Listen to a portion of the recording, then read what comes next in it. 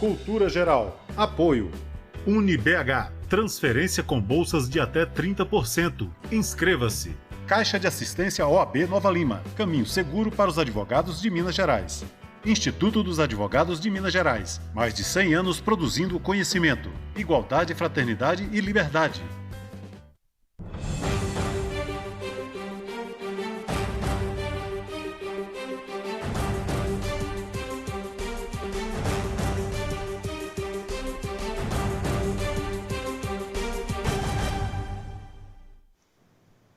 Olá, sejam todos muito bem-vindos ao Cultura Geral que completa nesse mês, 5 anos, e esse mês recheado de personalidades aqui do direito, das artes, da comunicação, a gente que vai tratar da educação também, a gente que tem tratado de todos os aspectos da relação e da vida humana, sempre com uma pitada de cultura, de arte, um pouquinho de literatura, a gente vai levando um pouquinho de cada coisa, e trazendo também um pouco de pertencimento para as pessoas que precisam também de entender qual é a sua parte, qual é o seu convívio social. Hoje, a gente está recebendo mais uma personalidade do direito, uma grande pessoa, Dr. Rodrigo da Cunha, presidente do IBDFAM, advogado, também psicanalista, um grande amigo que eu acabei ganhando nessas entrevistas que eu tenho feito Brasil afora. Rodrigo, seja muito bem-vindo. É um prazer te receber aqui no Cultura Geral e é uma satisfação muito grande ter você aqui para a gente poder debater e discutir um pouquinho dessas novas relações familiares. Seja muito bem-vindo. Obrigado. Eu agradeço muito o convite, que é uma oportunidade de trazer algumas reflexões sobre essas novas conjugalidades, parentalidades, enfim, as novas formas de família, porque, afinal de contas, novas estruturas parentais e conjugais estão em curso, quer a gente queira ou não, goste ou não, enfim. E isso tem tudo a ver com cultura geral, que é a compreensão desse momento que nós estamos vivendo, especialmente nesse momento difícil. E, então, é muito bom poder trazer aqui algumas reflexões pela via do direito de família. Rodrigo, a primeira pergunta que eu queria te fazer, e assim, eu acho que até para a gente ilustrar um pouquinho disso tudo que a gente está falando, é a sua experiência como advogado e como psicanalista também. Você foi fazer psicanálise para você entender também essa ideia de quando tem alguma cisão de relacionamento, alguma coisa, sempre tem alguma coisa ligada à psicanálise. Como é que você trabalha isso e profissionalmente também, pessoalmente, quando você vai atender os seus clientes? Quando eu comecei a advogar, 38 anos atrás, eu já tinha uma insatisfação que era de poder perceber, entender o que os clientes nos diziam, que sempre tinha alguma coisa por detrás do que eles nos dizem, sempre traziam uma dor, um desamparo muito grande. E com isso, da minha insatisfação, na minha inquietude, eu fui estudar psicanálise. Eu não sou psicanalista, mas busquei no discurso psicanalítico, então eu uso a psicanálise não como clínica, mas a psicanálise é um sistema de pensamento que revolucionou todo o pensamento contemporâneo. E para o caso do direito, que ela faz uma grande revolução, continua fazendo, que é nada mais, nada menos do que a compreensão de que o sujeito de direitos, é um sujeito de desejo. E é esse desejo que faz toda a trama judiciária se mover, se movimentar, em torno principalmente dos restos do amor. Nós trabalhamos com os restos do amor, em geral, aquele amor que se torna, que é no fim, nós advogados temos que lidar com isso. Aliás, o nosso desafio, eu custei a entender isso, é pegar toda a confusão da subjetividade que permeia essas relações familiares e transformá-la em objetividade de um texto jurídico. Esse é o desafio do advogado de família contemporâneo, que eu busco nesses instrumentais, especialmente na psicanálise, para poder entender e fazer uma atuação mais ética. Ô Rodrigo, como é que a gente pode relacionar isso com essa volatilidade das relações? Nós falamos daquela outra vez do amor líquido de Bauman, Como é que a gente trabalha tudo isso? Eu acho que está tudo ligado também, o direito, a psicanálise, a liquidez das relações, a volatilidade do envolvimento humano. Como é que a gente amarra tudo isso? Pois as relações estão cada vez mais líquidas, estão cada vez mais rápidas. Então, é preciso entender que não é o que faz isso acontecer, não é porque nós conseguimos facilitar o sistema de divórcio no Brasil, que, aliás, acabou de fazer 10 anos, a Emenda Constitucional 66, que revolucionou esse sistema de divórcio, que, em síntese, e numa linguagem simples e leiga, ele simplificou o sistema de divórcio para dizer que o Estado não tem que entrar na vida das pessoas para dizer você tem que esperar 2 anos para divorciar, tem que esperar 1 ano para transformar a sua separação judicial em divórcio. Então, não é isso que estimula as pessoas, né? Mas isso dá uma liberdade maior para as pessoas de poder constituir os seus laços e desconstituí-los, né, da forma como quiser e não da forma como o Estado quiser. Isso é um avanço, que significa também a reafirmação do Estado laico, porque isso tem influência religiosa, e ao mesmo tempo em que isso aparentemente significa a facilitação da destruição, ou a destruição das famílias, como se achou em 1977, é o contrário, isso dá mais liberdade, e quando dá mais liberdade, dá mais responsabilidade. Então, as pessoas têm que ter responsabilidade com as suas relações conjugais, parentais, né? E o afeto, ela é movida pelo princípio da afetividade, mas o afeto pressupõe também responsabilidade. O amor exige compromissos, né? Então, é preciso também ter paciência e não é por qualquer motivo que eu vou terminar um casamento, óbvio. O amor acaba, às vezes, como diz Paulo Mendes Campos, né, no seu belo poema, O Amor Acaba, mas ele é preciso pensar muito antes de fazer o divórcio, porque casamento e união estável, né, ou seja, conjugalidade, viver junto, não é fácil, é um desafio diário, mas que, ao final, esse desafio ele tem que ser enfrentado, porque, afinal de contas, o amor sempre vale a pena, mas isso não significa que tenha que ficar casado a qualquer custo, por isso nós tentamos e conseguimos facilitar o sistema de divórcio no Brasil. Rodrigo, essa nova fórmula, nós tínhamos uma dualidade de relações, hoje não mais, né? Como que a gente pensa isso numa sociedade pós-moderna como a gente está vivendo, né? Nós falamos também de uma outra oportunidade, sobre essas relações que tem 2 pessoas, 3 pessoas, né? Aquela pessoa que separa e depois volta, depois vive com outra pessoa. Como é que a gente entende todo esse processo, essa teia social que a gente tem vivido? Pois é, isso tem a ver com a liberdade das pessoas, né? E o direito e o Estado, ele não pode entrar na economia do desejo da pessoa. Ele não pode dizer, olha, você pode viver assim ou assado, você só pode viver com uma pessoa, só pode viver... Né? Ele não tem o direito de interferir nisso. Aliás, essa é a grande questão atual do direito de família, ou seja, qual é o limite de intervenção do Estado na vida privada das pessoas.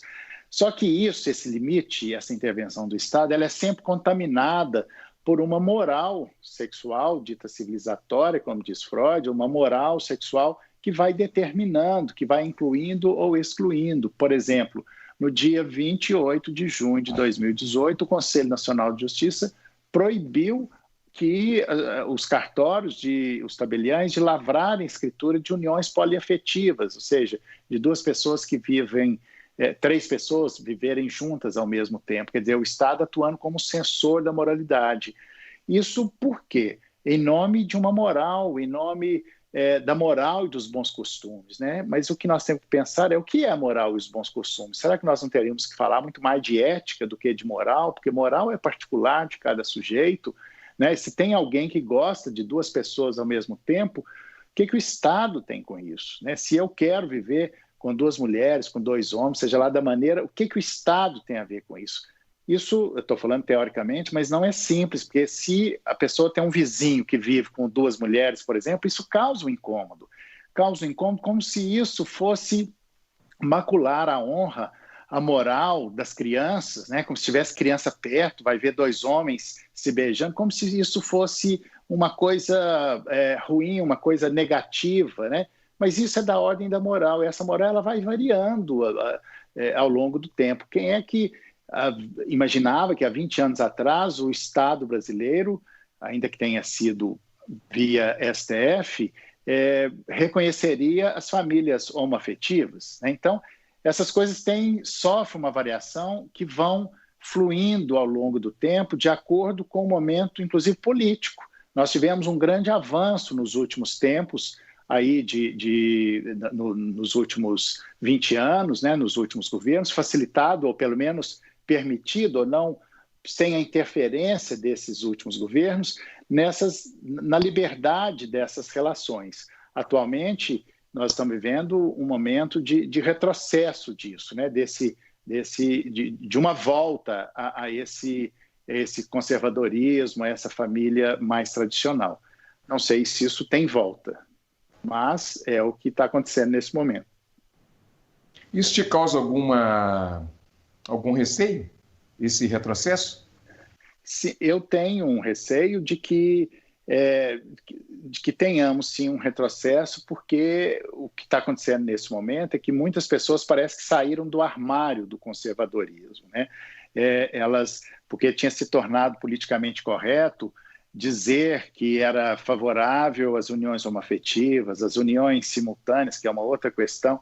E agora as pessoas no atual governo, que é um governo conservador, eles se autorizaram, né, a sair do armário para dizer: eu não quero esse tipo de família, isso é uma pouca vergonha, isso é uma família deturpada, imoral.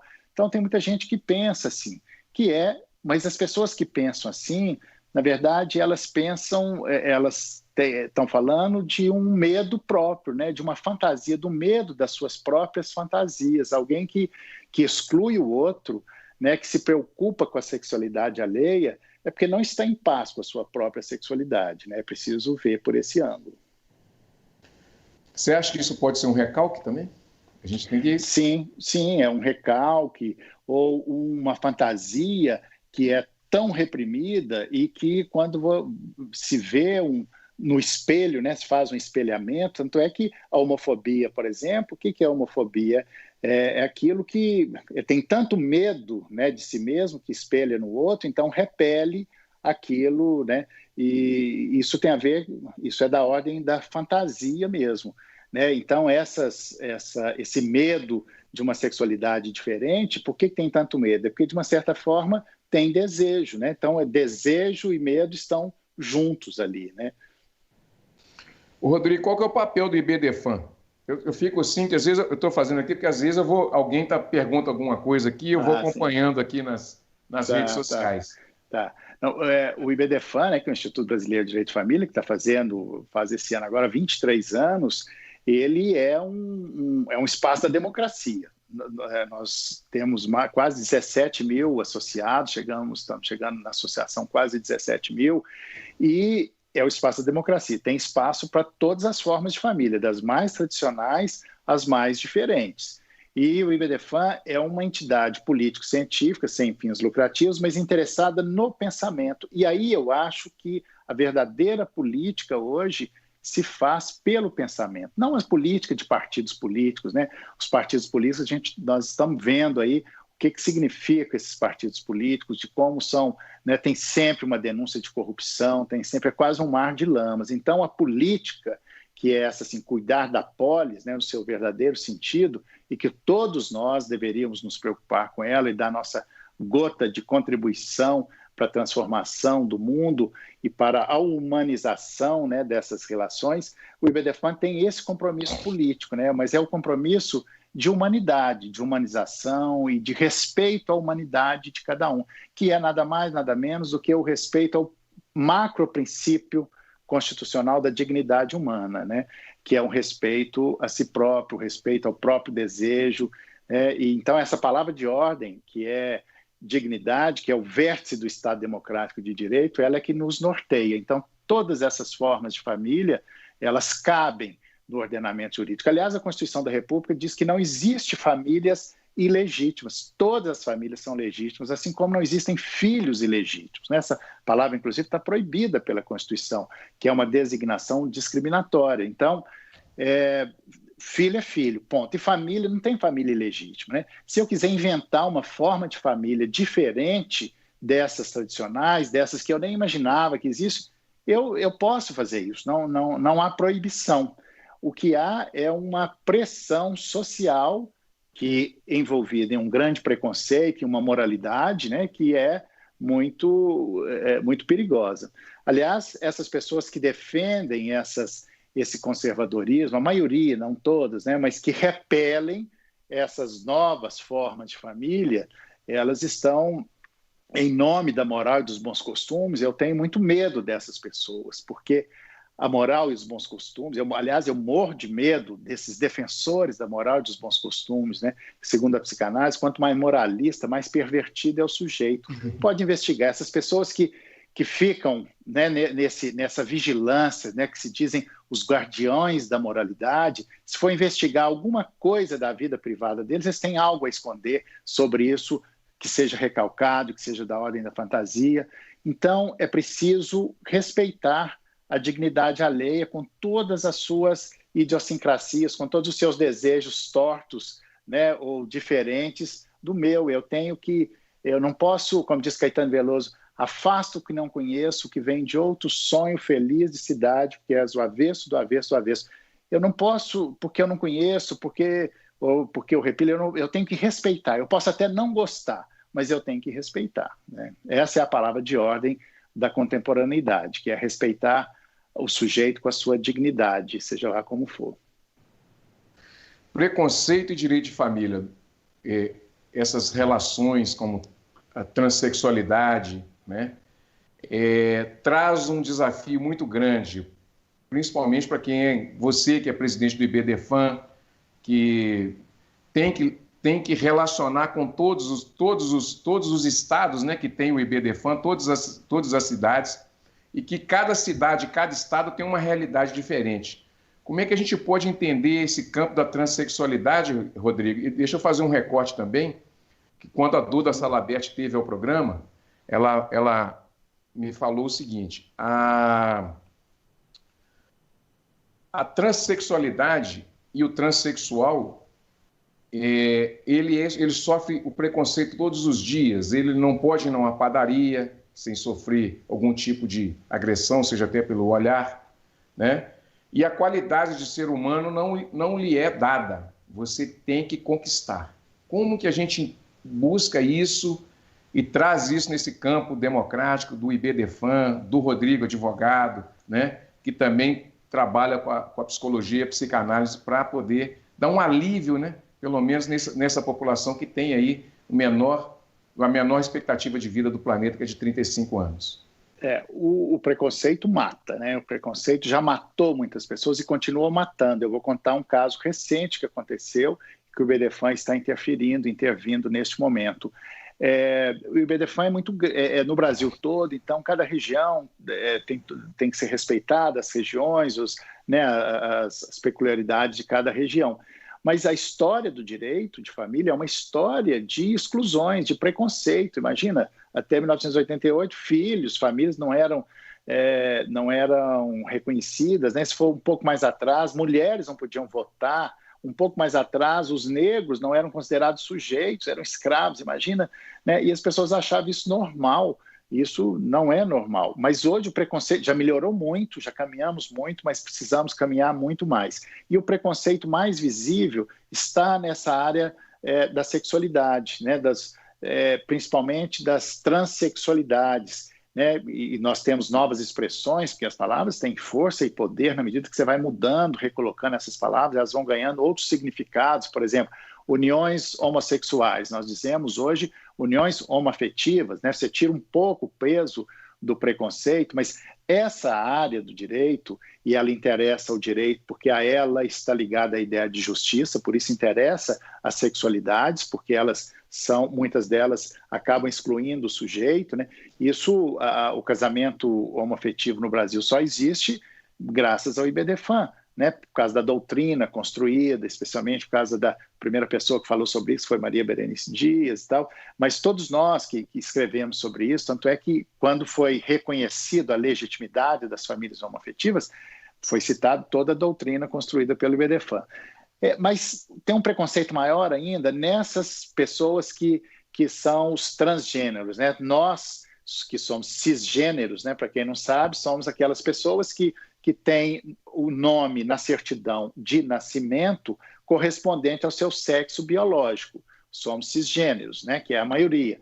Mas tem também os transgêneros, né? Que podem mudar de gênero, de sexo, mudar de identidade, mudar do masculino para o feminino.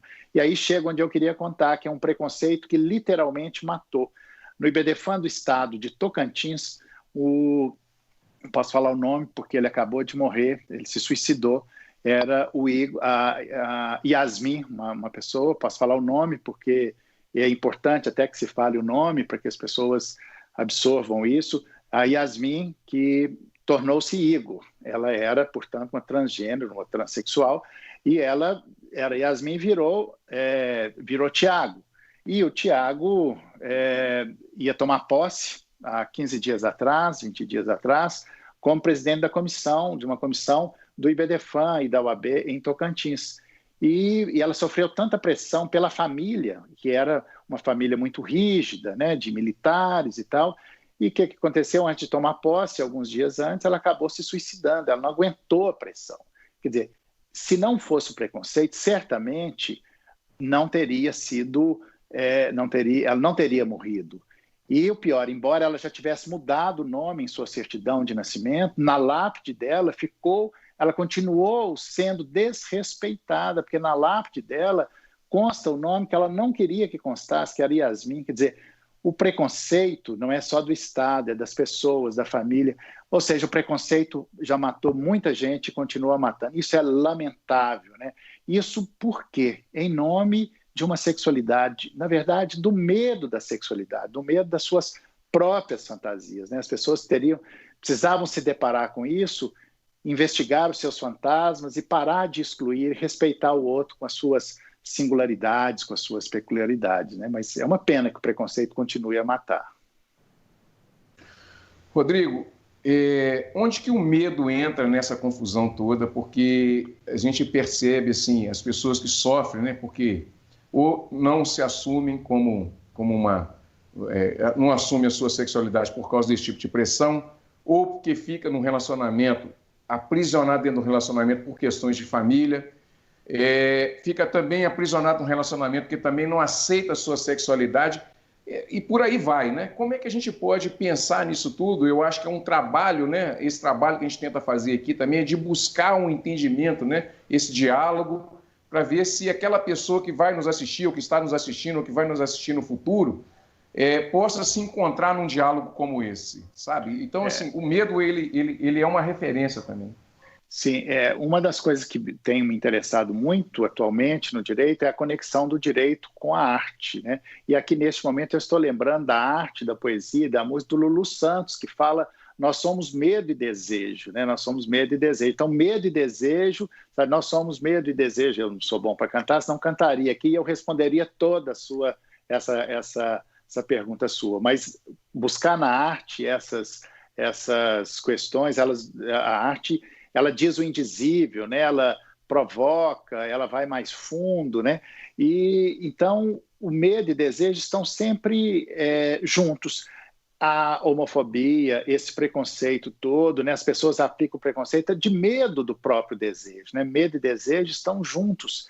E é uma pena, as pessoas precisam olhar um pouco mais para si, né? Ver um pouco mais de compaixão, né? Ver um pouco mais de fraternidade, que é um novo valor jurídico, um princípio jurídico que eu ando muito interessado nele, mas de pensar nessa compaixão, do respeito ao outro como ele é, né? De não excluir. Nós não podemos excluir pessoas do laço social. E o direito sempre foi e continua sendo um instrumento ideológico de inclusão e exclusão de pessoas no laço social. E agora, nessas questões aí das sexualidades, das homossexualidades, das transexualidades, né? Isso sem contar de uma outra categoria também invisível, que pouco falada, que são os intersexuais. Os intersexuais passam mais desapercebidos, mas são milhares, né, das pessoas, que é aquele que nasce que tem uma variação cromossômica e que nasce, às vezes, com genitália dupla.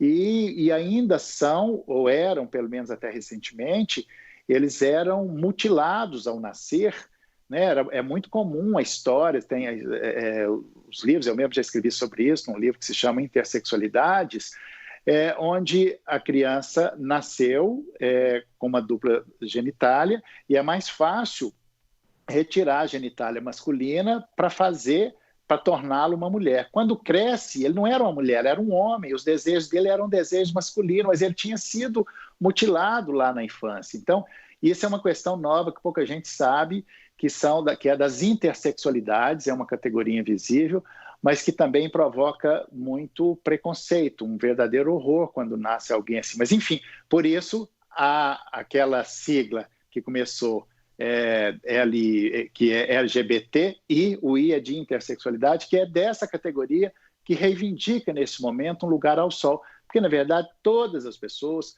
só querem ter um lugar ao sol, né? Só querem ter um lugar de sujeito na vida, né? Só querem ser felizes. E ser feliz não é viver uma sexualidade que o Estado gostaria, que a maioria gostaria. Cada um tem as suas peculiaridades, as suas fantasias, as suas particularidades. É isso que tem que ser respeitado no sujeito, é isso que é a dignidade do sujeito, é isso que a Constituição da República fala, né? Por isso que a gente sempre repete, o macro-princípio da dignidade humana, que é o vértice do Estado democrático de direito, que é respeitar o sujeito com toda a sua integridade, integralidade, todas as suas idiosincrasias, todas as suas diferenças, né? Nós ainda não aprendemos a respeitar as diferenças, há muito preconceito, e repito, e não me cansarei de repetir, enquanto existir, o preconceito continua matando, como nesse exemplo agora que aconteceu recentemente em Tocantins. Qual é o seu maior desafio da sua carreira toda? Como advogado, eu sempre sou desafiado pelo justo, né? Desde pequeno acho que eu me tornei advogado porque eu sempre busquei aquilo que é justo. Desde pequeno, quando eu via que os homens podiam ter relação sexual e as mulheres não, né? Antes do casamento, porque o casamento foi por muito tempo, só recentemente deixou de ser, o legitimador das relações sexuais, né? Só podia ter sexo dentro do casamento. Quando nós conseguimos, mas eu vivi numa época em que era assim, eu vivi numa época em que estava no começo de mudança. Então as mulheres, e fui criado no interior, numa cidade que se chama Abaeté, no interior de Minas, uma tradicional família mineira, né, bem patriarcal, bem tradicional mesmo. Então foi mais difícil romper com esses padrões, porque tinha toda uma pressão. Mas meu primeiro questionamento é, bom, se os homens podem transar antes do casamento, por que as mulheres não podem, né? E isso foram os meus primeiros questionamentos, tanto que eu fui me tornar, depois que eu me formei, o primeiro advogado feminista do Brasil, né? Porque eu questionava isso. Mas isso está num contexto maior, e hoje eu vejo assim, que o meu desafio é o que é justo. E nós, advogados, nem sempre nem sempre o justo coincide com o legal. E é aí que tem que entrar nossa criatividade, nossa inventividade de inventar teses para defender aquilo que é justo. O desafio hoje é de fazer a inclusão de uma outra categoria de famílias, né? Porque nós estamos num momento que acho que nós estamos colocando em xeque a monogamia, né? Isso começa sutilmente. Acho que daqui 10 anos, se nós formos conversar sobre isso daqui 10 anos, a conversa seria totalmente diferente, mas nós estamos vivendo um momento de uma reflexão sobre a monogamia, que talvez seja a única questão filosófica séria, porque quando nós falamos de monogamia, nós estamos falando de amor, traição, família, fidelidade, crime, paixão, filhos, né? Envolve tudo isso. A infidelidade, ela não interessa mais para o direito, mas ela continua interessando para as pessoas, ela causa muita dor, né? Quem você descobre o seu parceiro ou parceira infiel, isso traz muita dor. Mas tem algumas pessoas que gostam de ter mais de uma pessoa, né? Como gosta de viver com 2 pessoas, gosta às vezes até quer ter 2 famílias, como tem vários, que são milhares de pessoas no Brasil que têm 2 famílias. Que é o que a gente chama de famílias paralelas ou famílias simultâneas. Então, o atual estado da arte do direito é a inclusão, é o reconhecimento de direito dessas famílias simultâneas. E isso não é só uma questão moral, é uma questão de responsabilidade, porque se eu escolho ter uma segunda família, eu tenho que responder por isso na vida, eu tenho que dar amparo àquela pessoa, senão eu serei premiado eu posso ter o tanto de família que eu quiser, porque eu não serei responsabilizado por isso. Então, nós estamos invertendo essa lógica perversa, moral, para distribuir e atribuir o princípio da responsabilidade, que é o que interessa. Então, isso é um desafio, mas o meu grande desafio atual, que não é nem numa questão moral, é que nós, não sei se você sabe, mas nós temos no Brasil cerca de 50 mil crianças em abrigos. Então, estou saindo da família conjugal, que tem esse preconceito, uma moral sexual, mas vamos agora passar para a família parental, que são essas que não envolvem a sexualidade, mas que é uma realidade cruel. No Brasil, nós temos cerca de 50 mil crianças em abrigos à espera de uma família que nunca chega. O Estado não se interessa por elas, não tem políticas públicas que resolvam essa questão. Entra governo, sai governo, seja de esquerda, de direita, não se interessa. Essas crianças, é como se elas não existissem, elas são invisíveis, porque elas não fazem parte da engrenagem política, não fazem parte da engrenagem produtiva, então elas ficam lá, né? E claro que no meio disso também preconceito mata, exclui, maltrata, tem filhos, crianças que entram para o abrigo, a família biológica deixa eles lá, depois eles ficam velhos, ninguém quer adotá-los, e eles saem, dá 18 anos, eles saem, passaram a vida no abrigo, e isso são milhares de crianças, isso é muito cruel. O preconceito com a adoção, porque é como se fosse, por preconceitos religiosos, né? Assim, o que Deus uniu fez a família, tem que voltar, tem que ir para a família biológica, enquanto isso, essas famílias, 1000 justificativas jurídicas, mas nada disso interessa. Se você for um abrigo, se você for reunir, for pensar, tem essas 50 mil crianças em abrigos. Então, meu atual desafio é levar adiante, e depois vamos contar com a ajuda sua também, podemos contar com a sua ajuda, espero que sim, de dar visibilidade a essas crianças, né? Essas crianças, que é o projeto Crianças Invisíveis do IBDFAN, que é dar uma família para essas crianças, seja a família biológica, seja uma família adotiva. Esse é o grande desafio e uma grande angústia. Isso me angustia todos os dias, pensar que tem 50 mil crianças em abrigo à espera de uma família que nunca chega. É até emocionante, viu, Rodrigo? E eu estou junto com você nesse projeto, viu? Você pode contar comigo.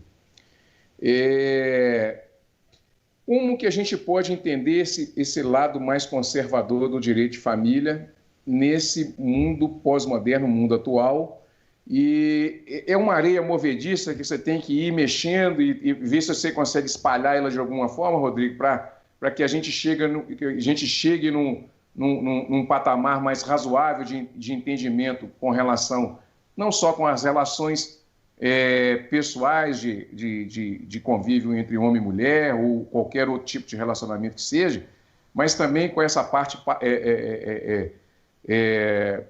relacionada a filhos ou filhos adotivos ou não. Como é que a gente casa tudo isso?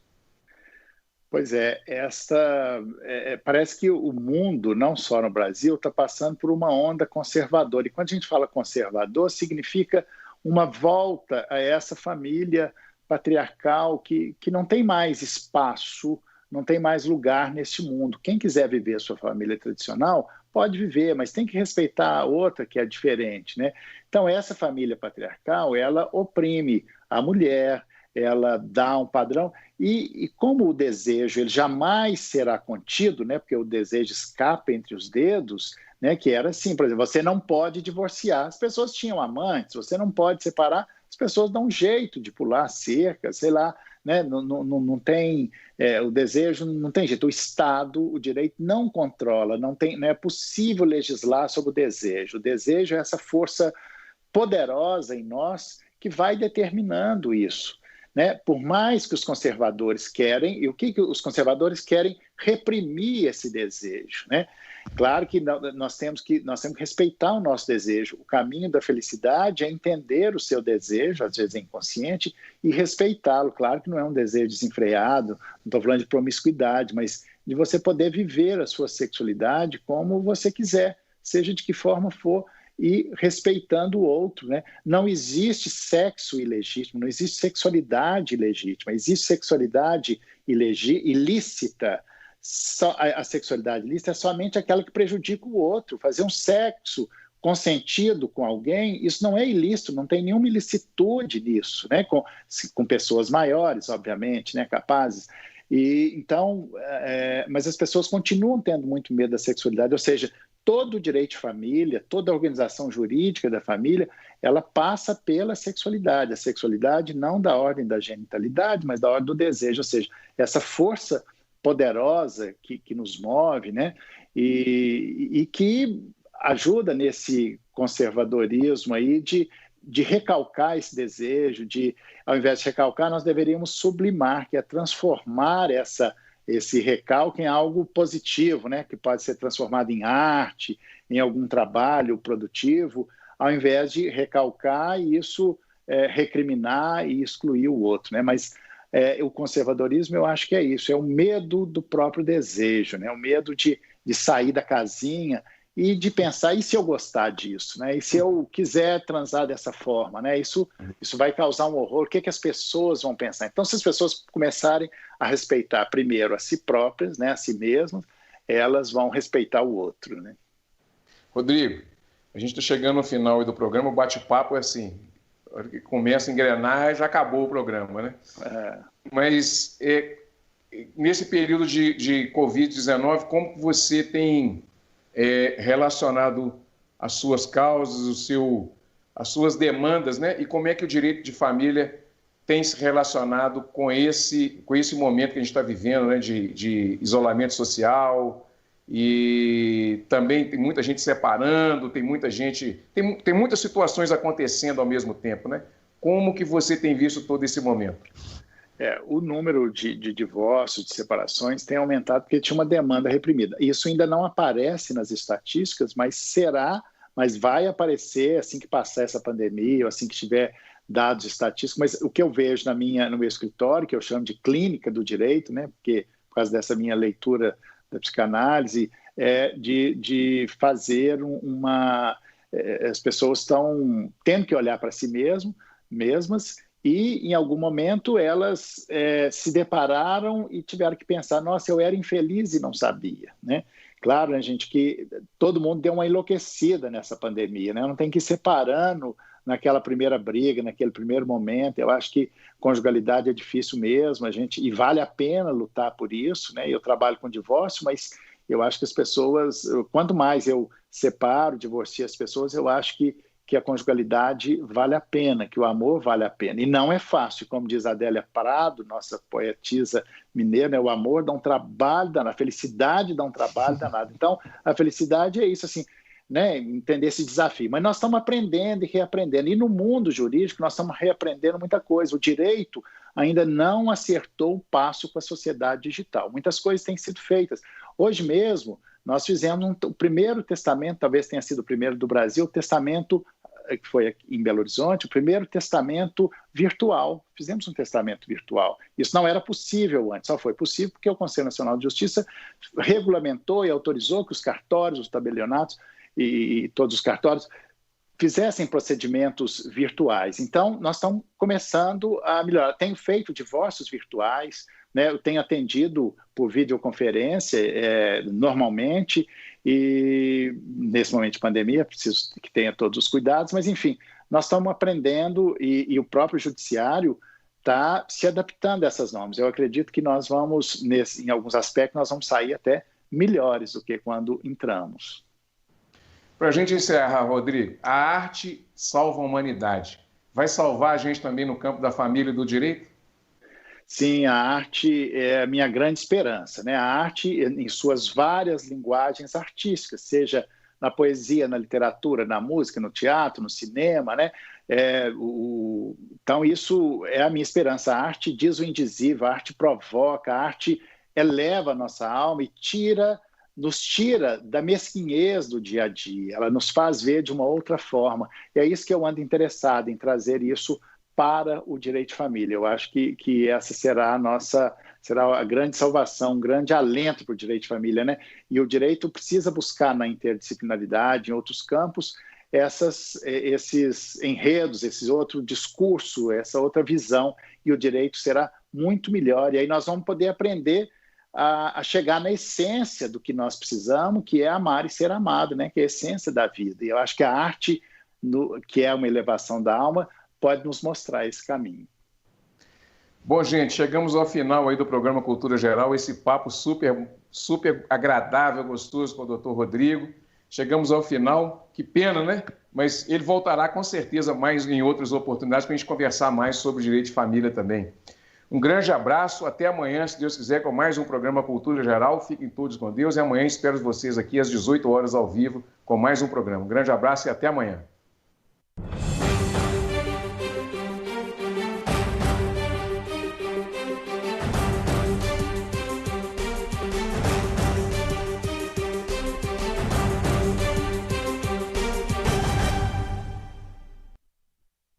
Cultura Geral. Apoio.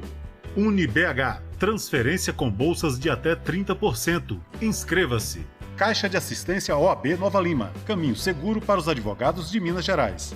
Instituto dos Advogados de Minas Gerais. Mais de 100 anos produzindo conhecimento, igualdade, fraternidade e liberdade.